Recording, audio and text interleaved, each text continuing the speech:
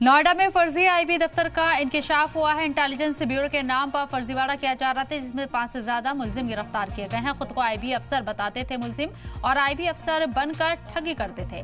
फर्जी आईबी दफ्तर से यहां वेरिफिकेशन होता था। मुलजिमीन ने हाल ही में शुरू किया था ये पूरा दफ्तर, जिसमें फर्जी दस्तावेज, आईडी, पासबुक, चेकबुक बरामद की गई है।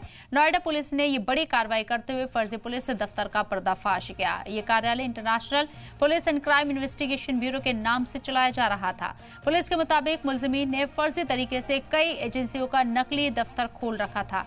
4 जून से दफ्तर चल रहा था। गिरफ्तारी जो मुलजिमीन गिरफ्तार हैं उनके अदालती हिरासत में उनको भेज दिया गया है। पश्चिम बंगाल के रहने वाले हैं मुलजिम और मौके से कई महकमों के फर्जी दस्तावेज भी बरामद किए गए हैं। ठगी करने के लिए फर्जी वेबसाइट भी इन लोगों ने बना रखी थी। इन लोगों ने बोर्ड लगाकर ऑफिस का संचालन शुरू किया था। जब पुलिस के पास इनके